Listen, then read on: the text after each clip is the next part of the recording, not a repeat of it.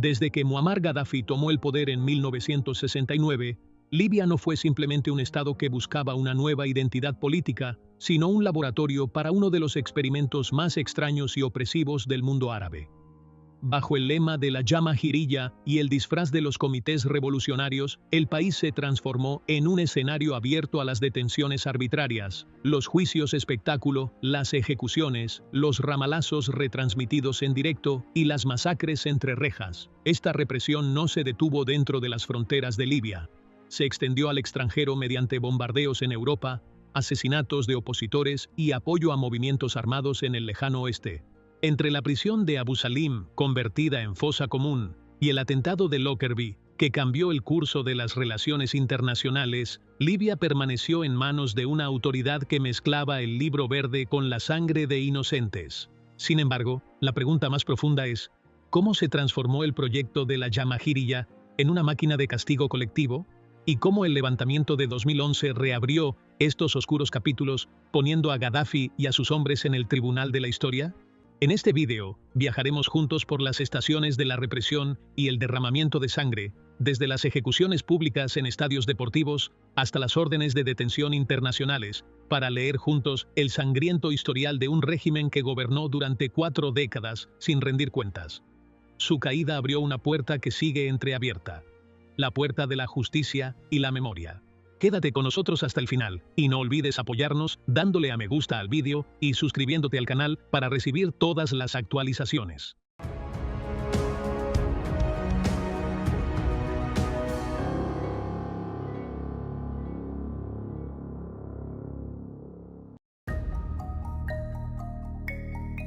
Desde 1977, Muammar Gaddafi puso en marcha un proyecto político y social denominado Comités Revolucionarios, convirtiéndolos en la columna vertebral de lo que denominó Autoridad Popular.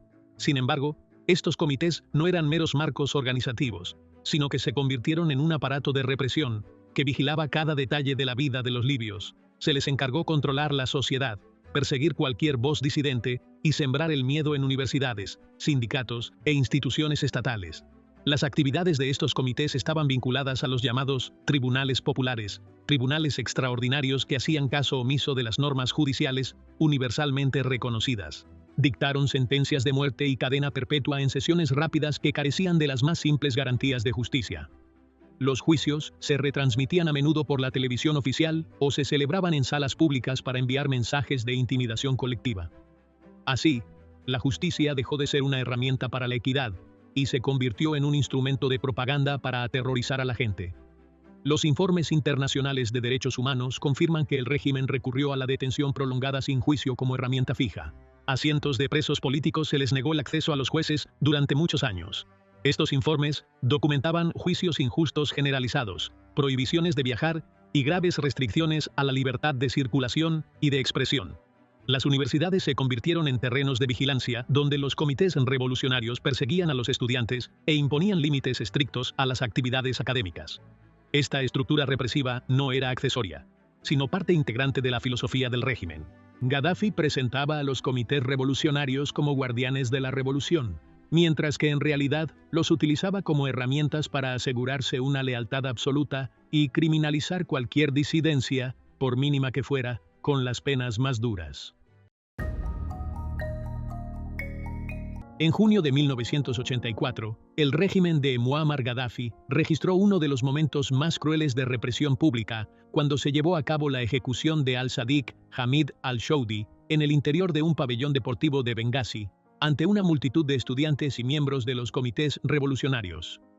No se trataba de una mera ejecución, sino de un espectáculo sangriento destinado a aterrorizar a toda la sociedad. El llamado juicio no fue más que una sesión preparada de antemano y retransmitida por la televisión oficial, en la que al-Shoudi compareció ante un juez nominal y un tribunal lealista, con el veredicto predeterminado. En cuanto terminó la sesión, se llevó a cabo la ejecución en la horca dentro de la sala, en una escena estremecedora que dejó un profundo impacto en la memoria colectiva libia. La ejecución de al-Shoudi se convirtió en un símbolo del terror y en un crudo ejemplo de las ejecuciones públicas en Libia durante la década de 1980, periodo en el que Gaddafi trató de consolidar su gobierno mediante los comités revolucionarios y una política de propagación del miedo. A día de hoy, este incidente sigue siendo un símbolo de los abusos contra los derechos humanos en Libia y uno de los ejemplos más destacados de los crímenes del régimen de Gaddafi.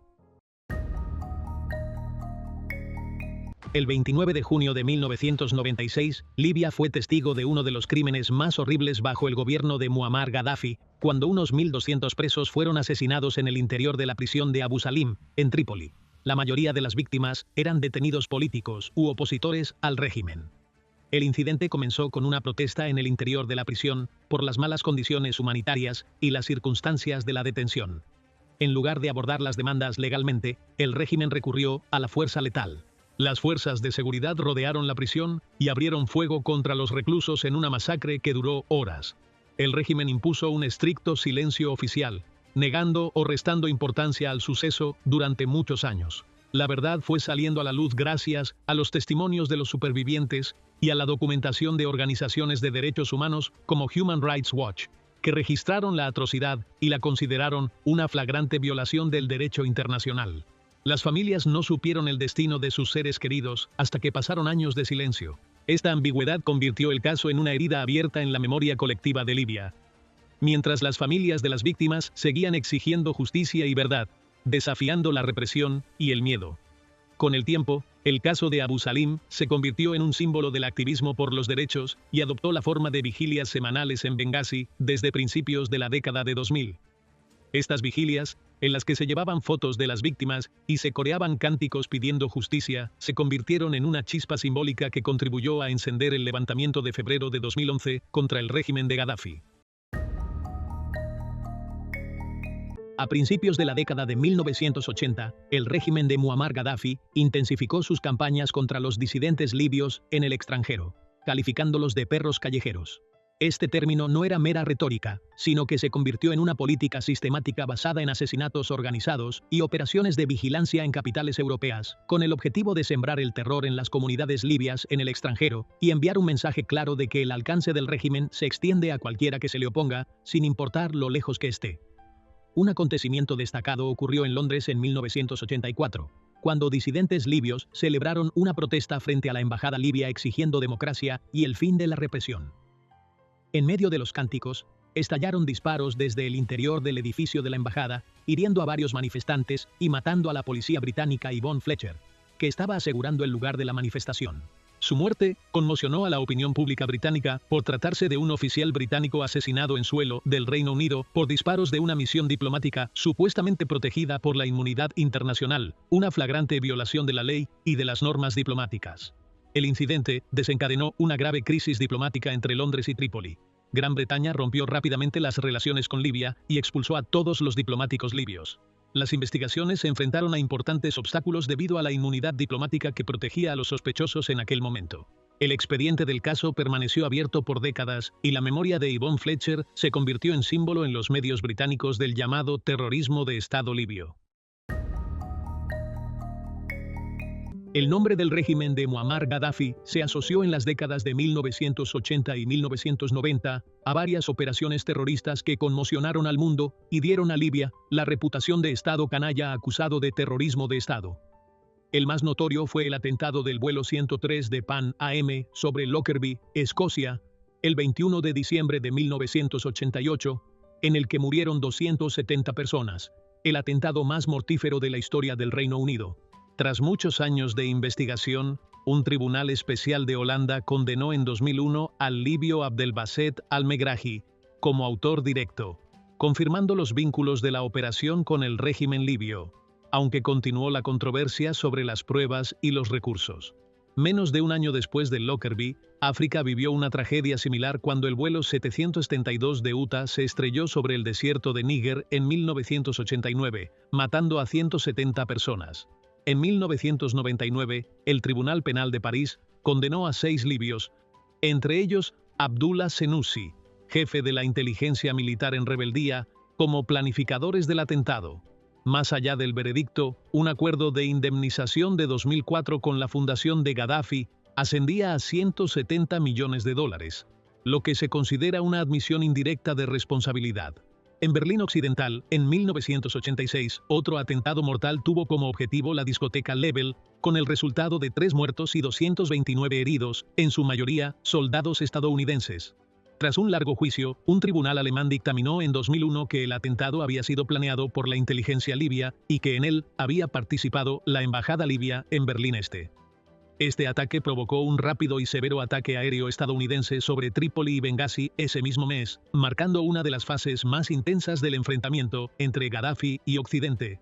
El papel del régimen de Gaddafi se extendió más allá de los ataques directos, al armamento de movimientos armados extranjeros. Informes parlamentarios británicos documentaron el suministro de Libia al ejército republicano irlandés desde los años 70 hasta los 90, con grandes cantidades de explosivos, sobre todo los potentes Semtex, junto con dinero y entrenamiento. En 1987 se incautó un importante cargamento a bordo del buque Exodus, cargado con toneladas de armas libias. Estos suministros prolongaron el conflicto de Irlanda del Norte y más tarde provocaron demandas de indemnización por parte de las víctimas a las que se apuntaba con armas libias. A finales del verano de 1978, el imán Musa al-Sadr llegó a Libia en visita oficial por invitación del régimen de Muammar Gaddafi En aquel momento, al-Sadr era un destacado dirigente chií en Líbano, fundador del movimiento Amal, y una fuerte figura política y social en un país en guerra civil. Sin embargo, la visita terminó en una misteriosa desaparición que sigue siendo un misterio sin resolver a día de hoy. El imán Musa al-Sadr y sus compañeros, el jeque Mohamed Yaqub y el periodista Abbas Badreddin, nunca regresaron de Trípoli. Desde entonces, el caso ha sido una fuente constante de tensión entre Beirut y Trípoli. Líbano siempre ha considerado al régimen de Gaddafi plenamente responsable de la desaparición, mientras que Trípoli guardaba silencio u ofrecía versiones contradictorias. A lo largo de las décadas, el caso se ha ido haciendo más pesado, y cada aniversario ha pasado a formar parte de la memoria colectiva política y religiosa del Líbano. En 2015, Hannibal Gaddafi, hijo de Muammar Gaddafi, se vio implicado cuando las autoridades libanesas lo detuvieron en el marco de las investigaciones en curso. Desde entonces, permaneció retenido en Beirut, como testigo o parte, potencialmente en posesión de las claves de la verdad. En 2024, el debate se reavivó oficialmente mediante nuevas conversaciones libio-libanesas encaminadas a descubrir el destino del imán desaparecido, lo que indica que el caso sigue vivo política y jurídicamente y representa un expediente abierto que no se cerrará hasta que se revele la verdad. En 1995, las autoridades libias dieron un paso controvertido al decidir expulsar colectivamente de Libia a miles de palestinos. Esta decisión reflejaba una tensa atmósfera política en la que el régimen de Gaddafi utilizaba la Carta de los Refugiados Palestinos como herramienta de presión contra los acuerdos de Oslo firmados entre la Organización para la Liberación de Palestina e Israel. El impacto directo fue trágico.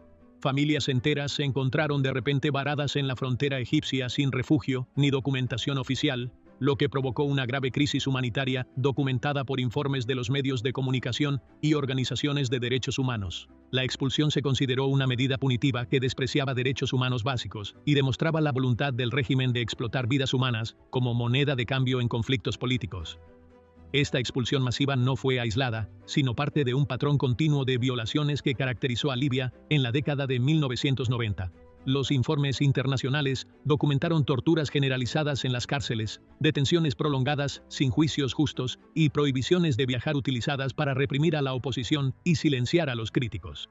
Las autoridades también impusieron estrictas restricciones a las libertades de reunión y expresión, y cualquier intento de protesta o incluso de debate público fuera de los canales oficiales era respondido con represión inmediata. Estas medidas formaban un sistema integrado de vigilancia y control destinado a consolidar el poder de los comités revolucionarios y reforzar la autoridad del aparato de seguridad. Con el inicio del levantamiento de febrero de 2011 en Libia, salieron a la calle manifestaciones pacíficas que pedían libertad y reformas políticas.